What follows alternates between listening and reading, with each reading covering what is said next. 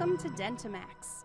In this video, I'm going to show you some new scheduling options that we have with the Dentamax 20 scheduler.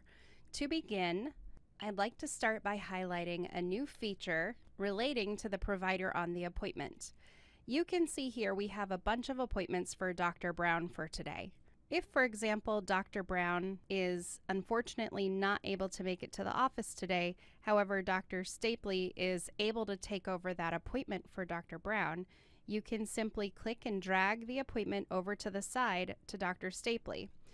The appointment now acknowledges that the provider for this appointment has changed. You can click OK, and if we open up that appointment, you can see that it's reassigned the appointment to Dr. Stapley.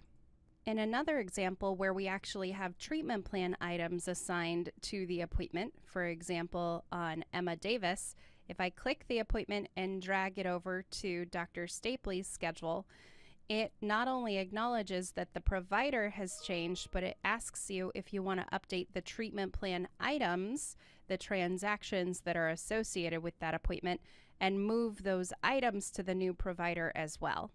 You have the option to leave those transactions assigned to Dr. Brown, or you can go ahead and reschedule them to Dr. Stapley. Chances are, if Dr. Stapley is performing the treatment, you most likely want to go ahead and reassign those charges to Dr. Stapley. So I'm going to go ahead and say yes.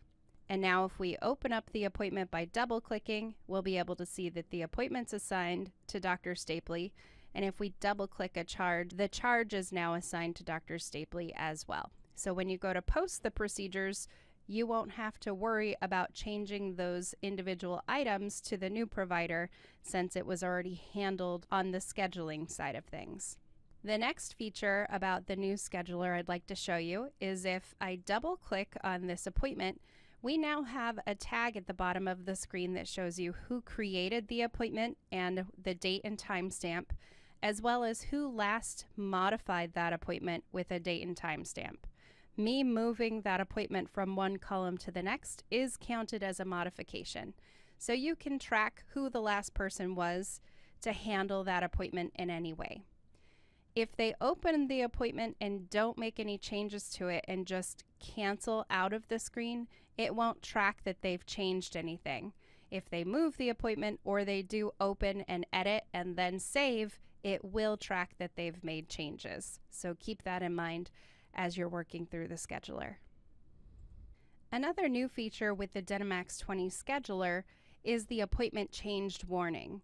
If we go into File, Program Preferences, and pull up the schedule settings, you'll see that there's a couple new options down here at the bottom. One of those is to show a warning when moving an appointment on the scheduler. If we go ahead and activate that and save our changes, and now attempt to move an appointment somewhere either on purpose or by accident, we now get a warning that asks if we're sure we want to move the appointment for Laura from 9:45 to 10. If we're also changing providers for that appointment depending on how you have your scheduler set up, you'll then get a subsequent warning after that first warning. If you say yes, that will notify you that the provider on the appointment has also changed if that is relevant. If you're someone who accidentally clicks and drags things on the screen, you'll want to enable that appointment moved warning so that you get those notifications. If you did not intend to move the appointment, you can take immediate action. The next feature I want to cover is how you manage deleting appointments and the transactions that are attached. Let's say, for example, we have a patient call up with an emergency and they said, I need to be seen, I've got a toothache. And we go ahead and schedule them for an emergency exam, which is a limited evaluation and a PA. And that patient has confirmed their appointment. Later that day, they call and say, you know what, my tooth is feeling great. I'm not sure why it's better, but it is. I don't need to come in. Oftentimes, you don't need to keep the limited exam and x-ray in their treatment plan for future use since that was a one-time situation. So if you right-click and delete the appointment, you'll get a confirmation as to whether or not you want to delete it, but you'll also now get a confirmation as to how you want to handle the treatment plan items on the appointment. If they're items that you're okay deleting, meaning it's not in the patient's plan to have to perform those things later, then you'd want to go ahead and say yes to deleting those transactions or those treatment plan items as well. If it's a situation where the patient has a Crown appointment and they schedule it and then they call up and say they can't make it that day, you would want to keep those transactions on the treatment plan and not delete them, because the plan would be for the patient to get those done at some point.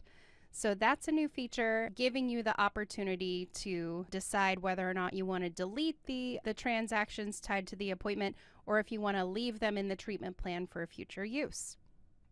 If you have additional questions, feel free to contact us at 1-800-704-8494 or email training@dentamax.com. Thank you.